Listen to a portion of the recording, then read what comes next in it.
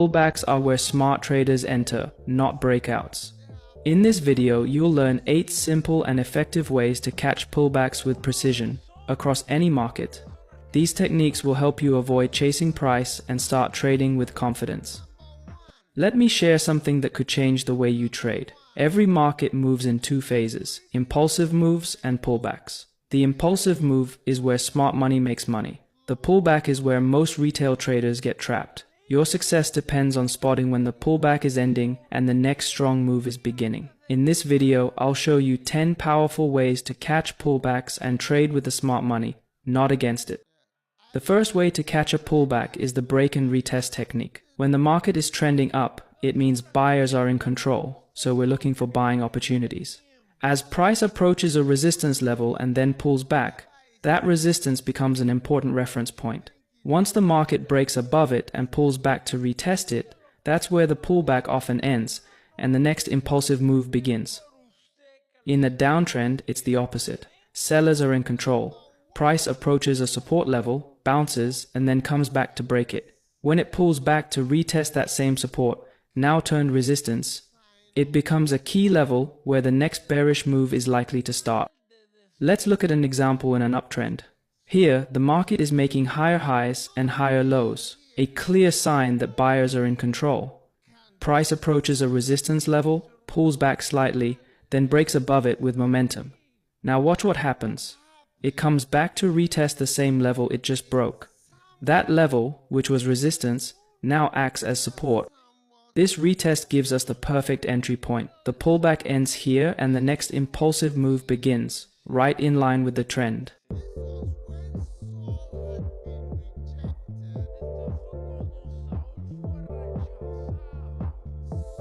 Now here's an example in a downtrend. Price is forming lower highs and lower lows, showing that sellers are in control. It approaches a support level, bounces briefly, then breaks through it. Later, price pulls back and retests that same level.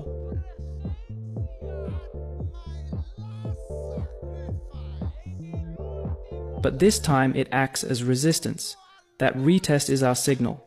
The pullback ends and a new impulsive bearish move begins.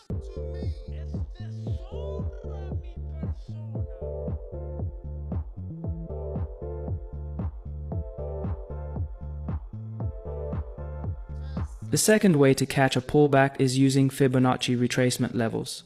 When the market makes a strong move in one direction, especially to the upside, many traders, including institutions, watch for a retracement to key Fibonacci levels like the 50% and 61.8%. These levels often act as support zones and offer great opportunities to re-enter the trend. Take a look at this example. The market made a clear impulsive move to the upside. Now, if we apply the Fibonacci retracement tool from the swing low to the swing high, we can see the 50% and 61.8% levels marked. As price pulls back, it finds support exactly at these levels. And look at what happens next. Price rejects the area and resumes the uptrend. This is a classic Fibonacci pullback entry. Now here's a downtrend example. The market drops strongly, forming a clean bearish leg. Using the Fibonacci tool from the swing high to the swing low, we identify the 50% and 61.8% retracement levels. Price pulls back into this zone, finds resistance, and then continues lower. Again, the Fibonacci levels acted as a magnet for the pullback, and a great spot for trend continuation. Now, here's an important tip. Fibonacci levels are powerful, but using them alone isn't enough to make a high probability trade. Always combine them with other factors like structure, candlestick patterns, or trend lines for stronger confirmation. That's how you turn a good setup into a great one. The third way to catch a pullback is by using the 20 and 50 simple moving averages. These moving averages act as dynamic support or resistance during trending markets. Let's take a look at this chart. As you can see, the market is clearly trending upwards.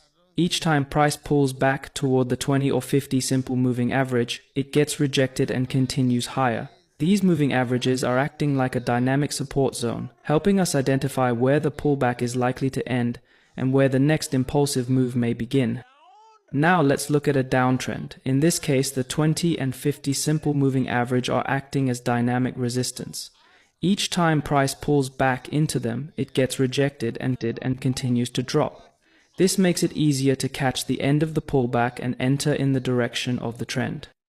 Now remember, moving averages help identify where a pullback might end, but they shouldn't be used in isolation. Always look for confluence with structure, price action, or key levels, like we discussed in the previous strategies. That's how you improve accuracy and avoid false signals. Also, here's a quick warning. Moving averages work best in trending markets. In a ranging market, they become almost useless and even dangerous. Look at this chart. The market is moving sideways and price is constantly crossing above and below the moving averages. If you rely on the 20 or 50 simple moving average here, you'll get chopped up and possibly blow your account. But don't worry, keep watching because I'll show you exactly how to catch pullbacks in a ranging market later in this video. A fourth way to catch a pullback is by using a simple trend line. Let's take a look at this chart. Here, the market is clearly trending upward, forming higher highs and higher lows.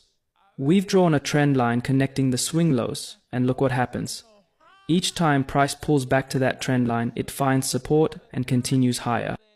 That trend line becomes a reference point. It helps us spot where the pullback is likely to end and where the next impulsive move may begin. Now let's look at a downtrend example. Here, we connect the swing highs to draw a descending trend line. Each time price pulls back toward the line, it gets rejected and continues downward. This shows us where sellers are stepping back in, a clear sign that the pullback is ending and the next bearish leg is starting. Just like with moving averages, or Fibonacci levels, a trend line alone isn't enough. It becomes much more powerful when it lines up with other factors, like a key level, a candlestick pattern, or a Fibonacci retracement. The more confluence you have, the better your chances of catching a strong move. Strategy number 5 is a more advanced way of catching pullbacks, and it's all about understanding how smart money operates during distribution. Here's what happens. When the market is in an uptrend and reaches a high, smart money, big institutions, begin to scale out of their positions. But they can't sell everything at once, or they'd crash the market. So what do? They slow things down and create a range. This is what we call a distribution phase. A distribution phase is a period of equilibrium where buyers and sellers are temporarily balanced. Price moves sideways between a clear support and resistance level. But here's the trick. Before smart money sells off, they often create a liquidity sweep above resistance, a fake breakout designed to trap breakout traders and attract more buyers. After the liquidity sweep, price quickly reverses. Then, the market breaks below the support of the range, signaling that the distribution phase is ending and a downtrend is beginning. But here's the key to catching the pullback. After the breakdown, price often pulls back to retest the support level of the distribution range, which now acts as resistance. Take a look at this chart. The market was trending up, then slowed down and moved sideways. That's our distribution phase. Notice how price swept the resistance level, a classic liquidity trap. Then it broke down below support and shortly after pulled back to retest the bottom of the range. That retest is our signal. It marks the end of the pullback and the beginning of the new impulsive move to the downside. To use this method effectively, follow these 3 steps. Identify the distribution phase. Price moving sideways at a high, often after a strong uptrend. Spot the liquidity sweep, a fake breakout above the range to trap buyers. Wait for the breakdown and the pullback. Price breaks below support, then returns to retest it. That's your entry zone for the next move down. Strategy number 6 is the mirror opposite of what we just saw. This time, we're catching a pullback after an accumulation phase. When the market is in a downtrend and reaches a low, smart money looks to accumulate buy positions. But just like in distribution, they can't buy all at once. That would spike the market too early, so they slow down price and create a range. This sideways movement is what we call an accumulation phase. An accumulation phase is a period of balance where price trades between a well-defined support and resistance zone. It's where institutions quietly build long positions, waiting for the right moment to drive price higher. Before that move happens, we often see a liquidity sweep below support, a fake breakdown designed to trap sellers and activate stop losses from early buyers. So, what happens next? Liquidity sweep, the market quickly reverses and breaks above the resistance of the range. That breakout marks the start of a new uptrend. But instead of chasing the breakout, smart traders wait for price to pull back to the top of the accumulation range, which now acts as support. This is where the pullback ends and the next impulsive move begins. Look at this chart. After a strong downtrend, price starts moving sideways. That's our accumulation phase. Then we see a liquidity sweep below support, a false breakdown that traps sellers. Shortly after, price breaks out above the range, then pulls back to retest the top of the accumulation zone. That retest is your low-risk entry point. It signals the end of the pullback and the beginning of the next bullish impulse. To trade this setup effectively, follow these 3 steps. Spot the accumulation range. Price moving sideways after a strong downtrend. Watch for the liquidity sweep below support. This confirms smart money activity. Wait for the breakout and pullback. The return to the top of the range is your ideal entry point for the next move up. Strategy number 7 for catching pullbacks is a more advanced but highly effective concept, the fair value gap. A fair value gap occurs when price moves aggressively in one direction, creating a small imbalance between buyers and sellers. On the chart, this shows up as a gap between 3 candles, specifically when the high of the first candle and the low of the third candle don't overlap. That space between the high of the first and the low of the third is what we call the fair value gap. It represents an area where price moved too fast for the market to maintain balance, and very often price will retrace back to that zone, almost like a magnet to fill the gap. This pullback into the fair value gap gives us a great opportunity to position ourselves for the next move. Take a look at this chart. The market pushed strongly to the upside, leaving behind a clean fair value gap. Price later pulled back into that zone, which had never been tested before, and reacted perfectly. This rejection gave us the signal that the pullback was likely over and that a new impulsive bullish move was beginning. Now, here's an example. In a downtrend, the market drops sharply, creating a bearish fair value gap. When price retraced into the gap for the first time, it faced immediate rejection, giving us a clear opportunity to enter in the direction of the trend and catch the next impulsive leg down. Not all fair value gaps are created equal, so here are a few key rules to follow if you want to use this technique effectively. For a fair value gap to be high probability, it should remain unmitigated, meaning it hasn't been touched or filled by price yet. Once a gap has been tested, its effectiveness drops significantly. If price has already retraced into it before, it's no longer reliable. When you see multiple fair value gaps in one move, give preference to the larger ones. Bigger gaps reflect stronger imbalances and are more likely to act as meaningful areas of support or resistance. If you have several fair value gaps of similar size, choose the ones closer to the origin of the move.